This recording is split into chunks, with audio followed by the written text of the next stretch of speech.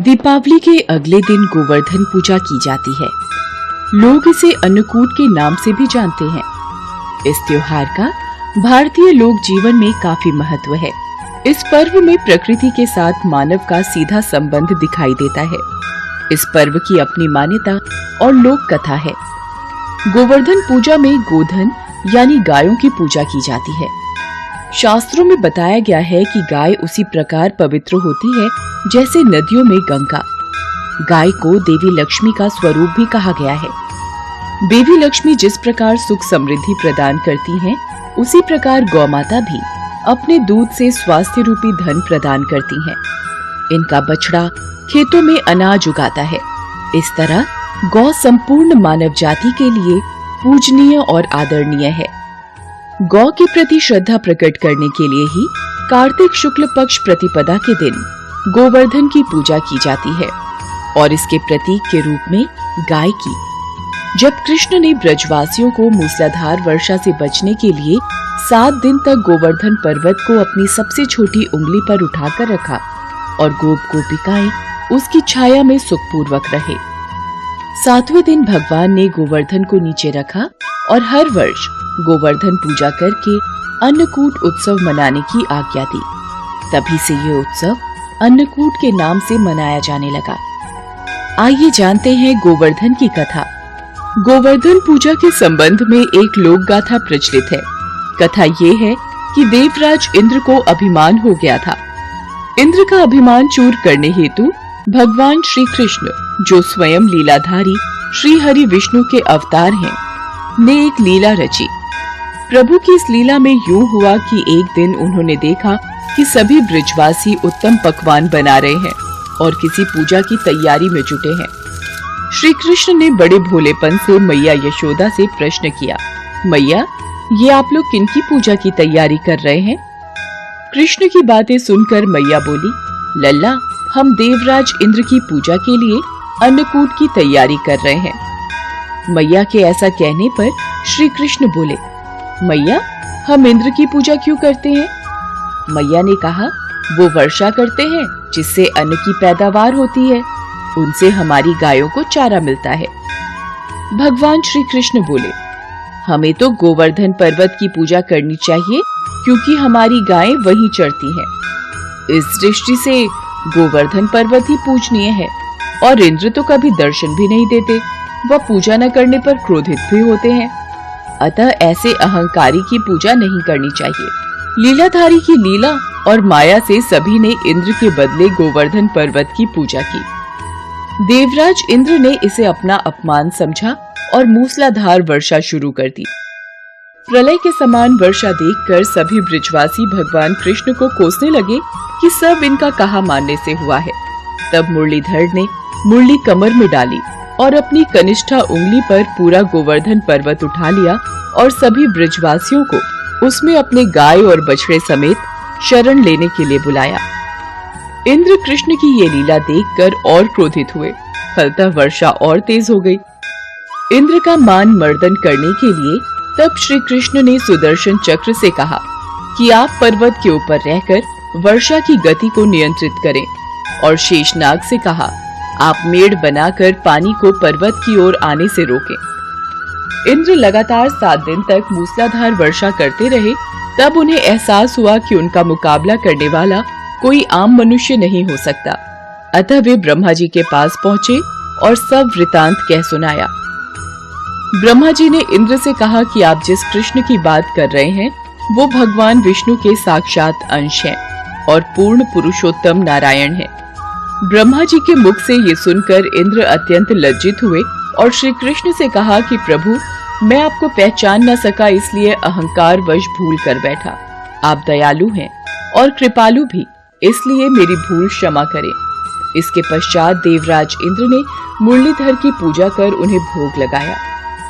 इस पौराणिक घटना के बाद से ही गोवर्धन पूजा की जाने लगी। ब्रजवासी इस दिन गोवर्धन पर्वत की पूजा करते हैं। गाय बैल को इस दिन स्नान कराकर उन्हें रंग लगाया जाता है व उनके गले में नई रस्सी डाली जाती है। गाय और बैलों को गुड़ और चावल मिलाकर खिलाया जाता है। आइए जानते हैं गोवर्धन की पूजा विधि। इस दिन सुबह सुबह गाय के गोबर से गोवर्धन नाथ जी की अल्पना बनाई जाती है, जिसे फूलों और पेड़ों की डालियों से सजाया जाता है। फिर शाम के समय इसकी पूजा की जाती है। पूजा में धूप, दीप, दूध, दही, नैवेद्य, जल, फल, खील, बताशे आदि का इस्तेमाल किया जाता है। इसके बाद इसकी परिक्रमा लगाई जाती है। फिर ब्रज के देवता कहे जाने वाले गिरिराज भगवान को प्रसन्न करने के लिए अन्नकूट का भोग लगाया जाता है। ग्रामीण क्षेत्रों में इस दिन गाय, बैल आदि पशुओं को स्नान कराकर उनकी पूजा की जाती है। पशुओं को फूल माला पहनाकर, तिलक लगाकर और उन्हें धूप दिखाई जाती है। खास तौर पर गाय को मिठाई खिलाकर उसकी आरती उतारी जाती है और प्रदक्षिणा की जाती है। धरती लोक पर कृष्ण जन्माष्टमी की धूम मची हुई थी। जहाँ देखो वहाँ जगह जगह, हर घर, हर मंदिर सजा हुआ था। भगवान श्री कृष्ण के जन्मोत्सव के लिए सभी अपनी तरफ से तैयारी कर रहे थे। ये नजारा गोलोक में विराजे श्री भगवान कृष्ण और राधा मैया देखकर अति प्रसन्न हो रहे थे। तभी श्री कृष्ण ने अपने मोर पंख को ठीक किया, कमर में बांसुरी को कसा और मुकुट पहनकर तैयार हो गए। कान्हा, कहाँ चल दिए इतना सज संवर कर? अरे राधा, आज मेरा जन्मदिन है। धरतीवासी मेरे जन्म उत्सव को इतनी धूमधाम से मनाते हैं। मन में विचार आ रहा है आज अपने भक्तों की परीक्षा ली जाए, इसलिए धरती लोक में भ्रमण के लिए जा रहा हूँ। अच्छा, फिर तो मैं भी तुम्हारे साथ चलूंगी।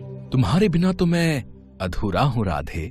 भला तुम्हारे बिना मैं कैसे जा सकता हूँ? चलो, अब तुम भी तैयार हो जाओ। कान्हा, तुम्हें ज्ञात है जन्माष्टमी पर भक्त तुम्हें छोटे बालक के रूप में पूजते हैं, इसलिए इस रूप में नहीं, हम छोटे बच्चों के रूप में जाएंगे। ये भी उत्तम रहेगा। राधा कृष्ण दोनों धरती लोक पर जाने ही लगे कि तभी कृष्ण के सारे सखा वहाँ आ गए। अरे वाह कान्हा, तुम्हारे जन्मदिन का आयोजन और तुम अकेले अकेले ही जा रहे हो। आज तो खीर पूड़ी पकवान मिलेंगे, हम भी तुम्हारे साथ चलेंगे। अब तो तुम सबको भी ले जाना ही पड़ेगा। ठीक है, चलो तुम सब भी मेरे जन्मोत्सव का आनंद लेने चलो। राधा कृष्ण और सभी सखा छोटे छोटे बच्चों के रूप में आ जाते हैं और धरती लोक में पहुंचते हैं। घूमते घूमते वे सब एक गांव में पहुंचते हैं। वहां पर सब जगह जन्माष्टमी की धूम थी। कन्हैया, मुझे तो बहुत जोरों की भूख लगी है, चलो न कहीं चलकर कुछ खाते हैं। हाँ, राधा बिल्कुल ठीक कह रही है। चलो ना कान्हा, सब मिलकर कहीं बढ़िया बढ़िया पकवान खाते हैं। मन तो मेरा भी हो रहा है। चलो, वो सामने उस घर में चलते हैं। वहां लग रहा है बढ़िया बढ़िया जन्माष्टमी की सजावट हो रही है। मेरे जन्मदिन की खुशियां मनाई जा रही हैं। चलो, सब चलते हैं। अरे अरे अरे, ये तुम सब कहाँ चले आ रहे हो? चलो हटो, बाहर जाओ। पता नहीं कहाँ कहाँ से आ जाते हैं। मैं भगवान कृष्ण के भोग की तैयारी कर रही हूँ। तुम लोग क्यों आए हो? हमें बहुत जोरों की भूख लगी है, कुछ खाने को दे दो। वाह, यहाँ तो पूड़ी, हलवा, सब्जी, खीर, यहाँ तो बहुत कुछ है। अरे क्या बात है सुशीला, आरती का समय हो रहा है, अंदर आओ, बाहर क्यों खड़ी हो? हाँ हाँ, आ रही हूँ। दरवाजा बंद कर दूं? चलो बच्चों, यहाँ से जाओ। कान्हा, इन्होंने तो द्वार बंद कर लिया, अब हम क्या करें? हम सबको बहुत जोरों की भूख लग रही है। ये कैसी बात हुई? तुम्हारा ही जन्मदिन मना रहे हैं और तुम्हें ही कुछ खाने को नहीं दिया। अरे सुदामा, इन्हें थोड़ी पता है कि मैं वास्तव में कृष्ण हूँ। ये तो मुझे एक साधारण बालक समझ रहे हैं। कोई बात नहीं सुदामा, कोई तो होगा जो हमें इस रूप में भोजन देगा। चलो और कहीं देखते हैं। राधा कृष्ण और सभी बालक बालिकाएं कुछ और जगह पर भी गए, पर वहां भी आरती और पूजन चल रहा था। कहीं भी उन्हें खाने को कुछ नहीं मिला। वे चलते चलते थक गए। मानव शरीर धारण किया है तो इतनी भूख तो सहन करनी ही होगी। बस एक आखिरी द्वार और खटखटाते हैं। अगर यहाँ नहीं मिला तो हम वापस गोलोक चले जाएंगे। ठीक है कान्हा, चलो इस घर में ही चलते हैं। थोड़ी और खीर दे। तुझे जब पता था कि मंदिर में खीर का प्रसाद बट रहा है तो तू थोड़ा ज्यादा नहीं ला सकती थी? माँ जी, मंदिर में बहुत भीड़ थी, बड़ी मुश्किल से नंबर आया तो मैं बस ये थोड़ा बहुत ही प्रसाद ला पाई। अरे अम्मा, खा लो ना। वैसे भी खीर खाए कितना समय हो गया। मजदूरी करते करते हाथों में छाले पड़ गए हैं। हमारी तो ऐसी किस्मत ही नहीं कि हम रोजाना ऐसी खीर पकवान खा सके। हाँ हाँ बेटा, ये ले, तू और ले ले। थोड़ा प्रसाद बचा है, मैं खा लेती हूँ। माँ, हमें बहुत भूख लगी है, कुछ खाने को दे दो। ये लो, पहले ही थोड़ी बहुत खीर है, उसमें से भी ये बच्चे भी मांगने आ गए। कुछ नहीं है यहाँ, चलो जाओ यहाँ से। रुको माँ, मैं दरवाजा बंद करके आता हूँ। सुनिए, आज जन्माष्टमी का त्योहार है, भगवान कृष्ण का जन्मदिन। ये बच्चे उन्हीं के रूप में लगता है झांकी लेकर निकले हैं। हो सकता है इन्हें रास्ते में भूख लगाई हो। थोड़ी सी खीर है मेरे पास, इन्हें दे देती हूँ। ऐसे द्वार पर आए बच्चों को भूखा भेजना मुझे ठीक नहीं लग रहा। माँ ये लो, तुम मेरी खीर भी इसमें से ले लो, मुझे इतनी सारी नहीं खानी। माँ, मेरे में से भी ले लो, अगर तुम अपनी दे दोगी तो तुम क्या खाओगी? राधा, इन बच्चों में अपनी माँ के प्रति कितना प्रेम है, हमें इनके लिए कुछ करना चाहिए। हाँ कान्हा, देखो तो, इन्होंने अपनी सारी खीर हमें परोस दी। कैसे पागल हो तुम तीनों, बताओ, अपने हिस्से की खीर इन बच्चों में बांट रहे हो। इतनी मुश्किल से तो ये थोड़ा प्रसाद मिला था। अब तुम दोनों बच्चे कान खोलकर सुन लो, मैं अपनी खीर में से एक भी निवाला नहीं दूंगी। ये लो बच्चों, ज्यादा तो नहीं, थोड़ी थोड़ी खीर है, ये खा लो। बस इतनी सी खीर, इससे तो हमारा चींटी जैसा पेट भी नहीं भरेगा। एक काम करो, थोड़ी और खीर ले आओ। दादी, थोड़ी सी अपने में से दे दो ना, आज वैसे भी भगवान कृष्ण का जन्मदिन है, हमने भी तो नहीं खाई ना, हमने भी इनको दे दी। अब क्या करूं, तुम लोग इतना जोर दे रहे हो तो ये लो, थोड़ी सी मेरे में से भी दे दो। सावित्री, ये ले, थोड़ी मेरे से भी ले ले, फिर बोलेगी मैं अकेले अकेले खा गया। सावित्री के परिवार के लोगों की ऐसी सोच देखकर राधा कृष्ण मन ही मन बात करने लगे। कान्हा, यह तो बहुत थोड़ी खीर है, कुछ करो, इन सबको भी तो खीर खाने का मन है। अगर हम ये सारी खीर खा जाएंगे तो ये लोग क्या खाएंगे? चिंता मत करो राधे, इस परिवार के सदस्य भूखे नहीं रहेंगे। हमने यहाँ खीर खाई है, और मेरे जन्मदिन के उत्सव पर यह खीर ना खाएं, ऐसा हो ही नहीं सकता। बताओ, इतने मन से मैं खीर खा रही थी, सारी इन बच्चों को दे रही है, क्या कर सकते हैं? दादी, खीर खाओगे? देख, मजाक उड़ा रहे हैं बच्चे, और दे खीर। अरे जब तुम्हें दे दी सारी खाने के लिए तो हम क्या खाएंगे, खाली बर्तन?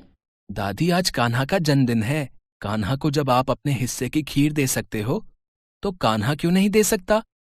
अभी रुको, मैं आपको ढेर सारी खीर देता हूं, फिर आप भी खाओ और पड़ोसियों को भी खिलाओ।